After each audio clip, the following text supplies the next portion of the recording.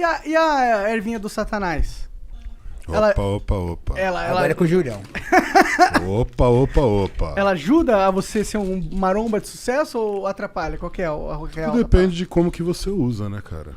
Essa é uma questão muito particular das pessoas. E tem muita gente que faz um mau uso, né? Então, entre remédio e veneno, o que diferencia é a quantidade. Total. Então, tudo que é excesso realmente te tira de si, né? E não traz benefício algum. Mas é uma atividade bastante comum no nosso cenário. Pra mim faz sentido, pra mim parece complementar, entendeu? Sim, porque também tem ação analgésica. Você tem muita dor muscular, porque você Exato. treina Ajuda muito. ajuda- A maconha, ela dá uma... Ajuda a relaxar no sono, ajuda a trazer apetite para quem precisa comer. Então, eu imagino, ajuda isso mesmo? Sim. Você, tipo, tem momentos assim, cara, não tô com fome, não consigo comer. Você vai lá dar dois tapinhos. Hoje ainda que entra uma questão que é muito diferente, né? Hoje com o acesso que você tem, você consegue o componente adequado para a situação. Então tem pessoas que usam para sono, né?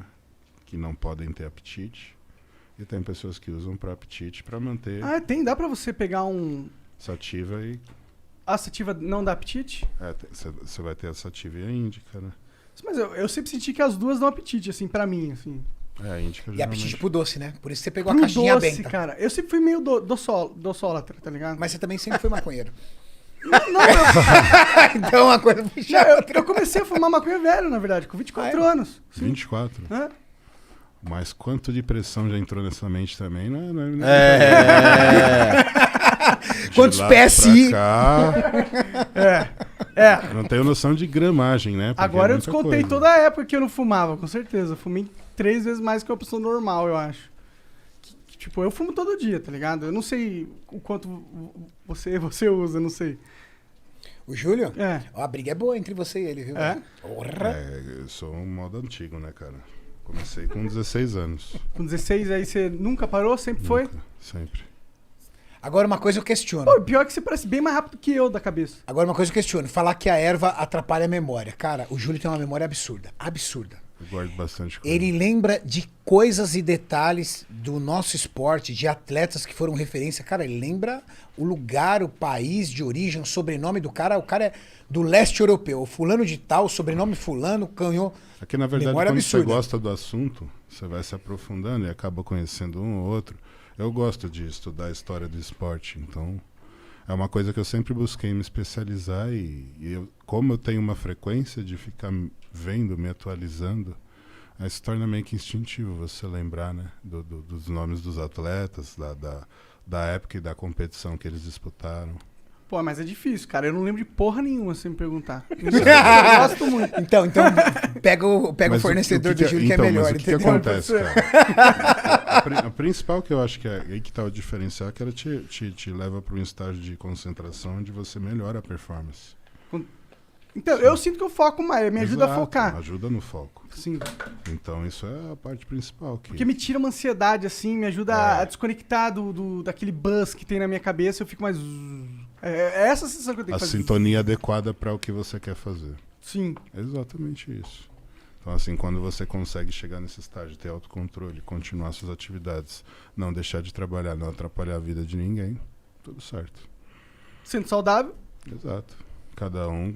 Até porque o que acontece? O nosso meio, né? Ele também é um meio que é muito marginalizado com relação ao uso de substâncias, né?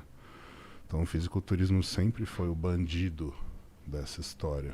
Apesar de não sermos a categoria que tem o uso mais frequente de substâncias dopantes. E isso não são só relacionados a esteroides. Então você tem esteroides, analgésicos, inibidores. Diuréticos, né? Diuréticos, são várias categorias que estão inclusas dentro do doping que te caracterizam uma suspensão de até 2 anos ou mais dentro da modalidade que tem controle. Entendi. A nossa modalidade no profissional não existe controle, assim como na NBA é também lá Da cannabis. Exato, a cannabis lá, ela é realmente... total... Porque não é algo que realmente vai fazer um efeito que você vai sair além dos outros atletas num nível absurdo. Não, muscular, e chegou numa situação que, sendo bem sincero, se eles fizessem o doping, não iria ter jogo. a maioria dos A atletas... maioria deles é usuário. Então, eles não tinham outra opção a não ser legalizar, porque os estados lá também têm essa visão. Estão legalizando agora Exato. lá, né? Então, a lei lá permite. Se a lei permite, por que não o esporte vai permitir também? Faz todo sentido. Entendeu? Então, é uma questão de crescimento. Eu acredito que aqui a gente não tem essa condição hoje. Infelizmente, a gente não tem esse preparo. Aqui é um país onde precisa ainda... Tem muitas leis que tem que passar Exato, e a sociedade tem que se nesse nível. conscientizar e tal. É uma merda, né? Nesse Exato. sentido. É. Como sempre, eu acho que a gente tá meio atrasado aí nessas questões em relação ao mundo, né? Bom, mas é legal, é legal saber que, tipo, né? Inclusive, eu fico pensando se existe um contraponto que o exercício faz aos malefícios da cannabis. Porque ela existe, né? Os malefícios da cannabis, eles são presentes. Existem os colaterais. Como Com qualquer certeza. substância. Ele te deixa um pouco mais letárgico, Sim. ele deixa você um pouco mais lento nas suas reações e tudo mais. Eu fico imaginando se o esporte, se o exercício físico não ajuda a mitigar essas coisas. Porque, por exemplo, a diferença de... Então, mas aí que tá. Se você tem uma pessoa com crise de ansiedade, essa pessoa é a pessoa indicada para fazer esse uso. Sim, sim. Entendeu? Então é tratado como medicamento dessa forma. Uhum. E é esse o problema. Aqui não existe essa forma ainda. Agora que está sendo introduzido o CBD, mas é uma coisa que ainda é uma pequena célula. Pode crer. A gente ainda está com uma lei que é muito fechada com relação à introdução dessa substância que beneficiaria uma parcela muito grande da nossa população, que precisa para dormir melhor, que precisa para conseguir controlar os colaterais de alguma doença degenerativa. Então, são várias prós que você tem em cima da substância, mas uma legislação que ainda está atrasada e que precisa de uma atualização para poder permitir o acesso mais fácil. Existe hoje um acesso, mas ele é muito restrito.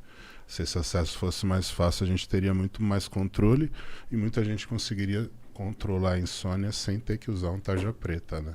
Exatamente, isso que a galera às vezes falha em entender, que existem muitos outros remédios aí que têm efeitos colaterais piores, mas eles são legais. Exato. E eles têm a mesma função que poderia ter um canabidiol, entendeu? Isso. E a gente só tá tendo um limite desnecessário, burocrático, na saúde das pessoas. Inclusive lá nos Estados Unidos eles estavam tendo uma crise muito forte de opioides, que eram aqueles remédios de analgésicos Sim, mesmo. pesado, analgésico pesado. Sim. Mas essa entra numa questão que é política, né? As indústrias farmacêuticas também começam a perder um mercado que é muito grande. Então não é tão interessante para eles uma liberação dentro da Anvisa de uma substância que teoricamente iria inibir as vendas de certos medicamentos.